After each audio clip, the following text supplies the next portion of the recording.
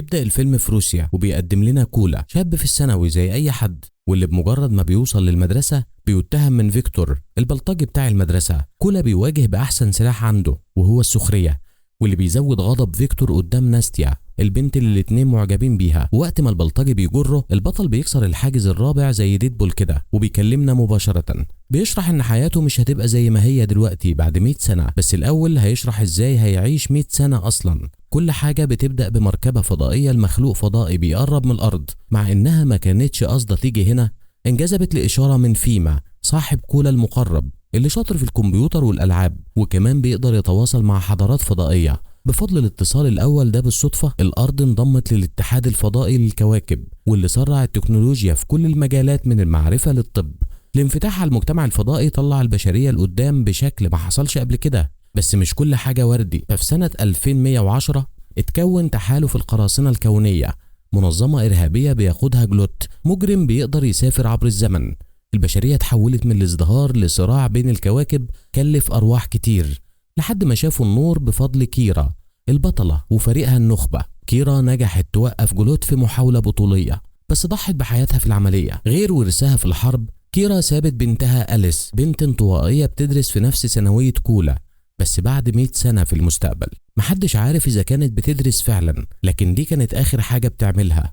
حتى لما زمايلها بيحاولوا يكونوا لطاف معاها، بدل كده هي بتستنى ترجع البيت علشان تلعب مع الدرون بتاعها اللي اسمه فيرتر، وبتوريه أساور المحاكاة الجديدة بتاعتها. من خلالهم بتدخل في سيناريو خيالي بتحارب فيه قراصنة فضاء مختلفين، لحد ما أبوها الأستاذ سيلسينوف بيظهر فجأة. نتيجة لكده هو بياخد ضربة جامدة في مناخيره، وهي بتاخد توبيخ لاستخدامها أساور من أكاديمية عسكرية. مع إن أبوها مش عايزها تمشي على نفس خطى أمها، البنت قدمت طلب للجيش بحجة إن جثة أمها ما لقوهاش أبدا، يمكن نطت للماضي مع جلوت. وفعلا في حاجة بتدعم النظرية دي، هي الشجرة القديمة اللي نبتت في نص معمل أبوها. على جذع الشجرة في رسمة قلب موجودة من أكتر من 100 سنة، ممكن تكون إشارة من كيرا من الماضي. في الحقيقة الدرون فيرتر لقى بالفعل ست من الماضي شبه كيرا، دي مارجريتا، مدرسة من موسكو، وبالصدفة بتشتغل في نفس مدرسة كولا.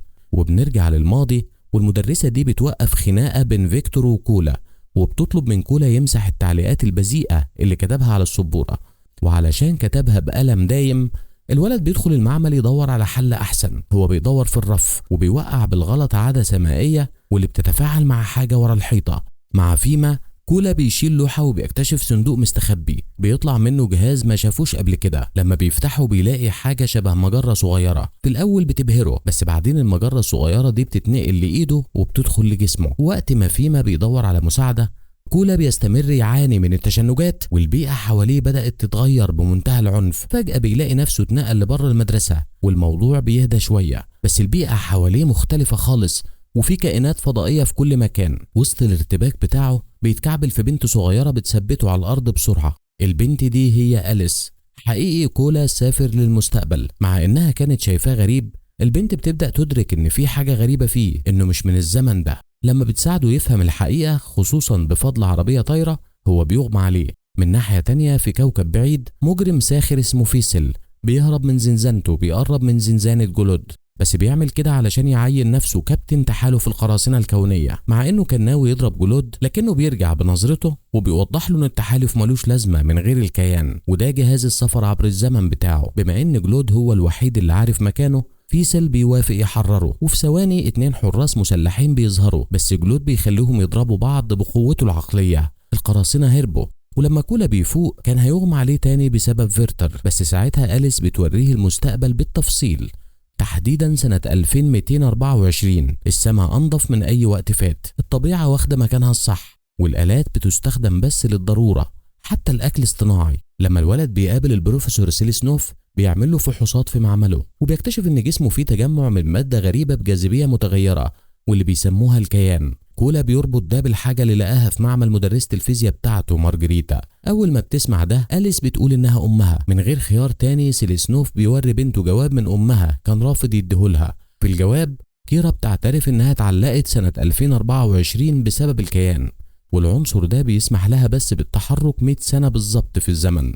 علشان كده كيرا اضطرت تاخد هوية جديدة علشان تستخبى من القراصنة. في آخر الجواب بتطلب من بنتها تهتم بأبوها وبتقول إنها هتفضل فخورة دايما بيها. بقلب مكسور أليس بتجري من المكان وبتتجاهل أبوها والزائر من الماضي. بعد ما بتلجأ للغابة فيرتر بيرشد كولا للمكان وبيشرح له إن مقابلة نفسه في خط زمني تاني ممكن تسبب كارثة في استمرارية الزمان والمكان. في الطريق الولد بيعترض طريقه فيسل وجلود اللي بيخضعه بقوته العقلية. لحسن الحظ فيرتر عنده مناعة ضد كده وبيشغل انذارات الغابة. نتيجة لكده القراصنة بيستعدوا يعدموا كولا لأنهم مش قادرين ياخدوا الكيان منه طول ما هو عايش. بس ساعتها بالظبط أليس بتظهر مسلحة بقبضاتها البيونية. هي بتقاوم بشجاعة لحد ما جلود بيكسر دفاعاتها بقوته وبيسمح لفيل يضربها.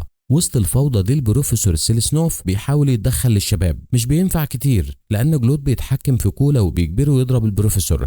بعد ما بيضغط على الزناد بيحصل تحرير للطاقة من غير قصد، بيغير البيئة وبينقل الموجودين لسنة 2024. ده مش بيغير الجنون القاتل بتاع فيسل اللي بيستمر يطارد الشباب بدون رحمة. لما أخيرا نجح يفاجئهم مش بيتردد يقتل أليس بسيفه، بس بسرعة جسمها بيختفي مع كولا. طلعوا إنهم هولوجرام اتعمل من فيرتر اللي بدأ يعاني دلوقتي من غضب فيسل. جلود بيضرب فيسل وهو زهقان من سماع شكوته وبيضربه بدراجة نارية وبيشتكي منه. لما بيقوم القرصان بيلاقي بطاقة هوية كولا، دلوقتي عارف فين بيدرس. وبالتوازي البطل بيرجع لشقته مع صاحبته الجديدة وبيقنع امه تخليها تبات في بيتهم لانها ضيعت المفاتيح بتاعتها واللي مش في عصرها. وبما انها لسه مش عارفة ايه اللي حصل لابوها في المستقبل كولا بيخليها مشغولة وبيوريها اللي هو بالنسبة لها الماضي بالاضافة لمهاراته في الراب. وفي نفس الوقت كيرا أو مارجريتا مدرسة الفيزياء في الوقت ده بتشوف الأخبار إن كولا رجع، مش قادرة تسيب الموضوع يعدي. ومع الفجر كولا بيتجرأ ياخد أليس للمدرسة وهم بيعترض طريقهم ناستيا الغضبانة اللي فاكرة إنه فقد اهتمامه بيها ومش بتديله فرصة بس حتى إنه يتكلم، كمان مش عايزة تشوفه مع واحدة تانية. وفي نص ده البطل بيشوف المدرسة كيرا وعلى طول بيروح يحكي لها اللي حصل، بس هي لسبب معين بتحس بالقلق من وجود فيما. فجأة فيل بيقتحم المكان وهو غضبان وبيدخل في خناقة بالإيدين مع كيرا. مع إن الطلبة تم إخلاءهم على طول شوية ما قدروش يوصلوا للمخرج وتعلقوا في نص الخناقة. أليس بتساعد المدرسة في الوقت اللي الاتنين بيتبادلوا النظرات وبيتعرفوا على بعض الثواني، بس بيركنوا المشاعر اللي بعدين. دلوقتي وقت القتال. لما بتشوف إن في تهديد بجد أليس بتأمن الطلبة الباقيين في فصل الفيزياء واللي كيرا كمان وصلت له. مع بعض بيعملوا متراس قدام الباب يمنع دخول فيسل لحد ما بيشهر سيوفه اللي قادرة تقطع الحيطان. في الموقف ده أليس بتطلب من كولا يستخدم الكيان ينقل الكل للمستقبل. المشكلة إنه محتاج يمر بمشاعر قوية علشان يعمل كده، فهي وناستيا بيتناوبوا على ضربه بالقلم. بما إن ده مش نافع وفيسل بيقرب أليس بتقرر تبوسه. مفيش أقوى من كده. القفزة الزمنية مش بتتأخر وفي نص العملية كيرا بتستغل ارتباك فيسل وبتقطع دراعه وبتسيبه متعلق في الماضي. وفي نهاية القفزة أليس أخيرا بتقدر تحضن أمها. للأسف مش كل الأخبار حلوة لأن المستقبل ده مش شبه أبدا اللي كانوا يعرفوه. العالم متدمر بالكامل ومليان روبوتات قاتلة بتضرب قبل ما تسأل. في الوقت ده واحد منهم بيقرب من مجموعة المدرسة وكيرا بتوقعه على طول. لحسن الحظ كان الروبوت فيرتر مترمم وبيشرح لهم اللي حصل. طلع إن في الخط الزمني الأصلي فيما غاب يوم من المدرسة علشان يقعد في البيت يشارك في بطولة ألعاب، فساعتها اتقابل مع الإشارة اللي جاية من الفضاء واللي خلت الأرض تنضم للاتحاد الفضائي. بس في الواقع الجديد جلود فضل في الماضي ونجح يخلي فيما يروح المدرسة. ده بيفسر ليه كيرا اتفاجئت لما شافته في الثانوية. نتيجة للتغيير ده جلود اتصل بالمركبة الفضائية وحول الأرض المستعمرة لتحالف القراصنة الكونية واستعبد البشرية. ودلوقتي وهم محاصرين في المستقبل المظلم ده فيرتر بيرشد المجموعة المخبأ فيسل نفسه اللي كان شكله اتغير بعد 100 سنة غير دراعه البيوني. على كلامه نكر الدرون كأنه من الأشرار علشان ينقذه، مع إن المجموعة صعب عليها تصدق خصوصا كيرا. القرصان السابق بيقول إن بقاله 100 سنة بيفكر. بالإضافة لكده هو أول واحد عاوز ينتقم من جلود لأنه خانه، بس مش قادر يأذيه مباشرة بسبب قسم التحالف. هم معتقدين إنهم يقدروا يعكسوا الموقف من شقة فيما. كولا وكيرا وفيسل بيتوجهوا للمكان واللي فضلوا في المخبأ متحفزين من فيما.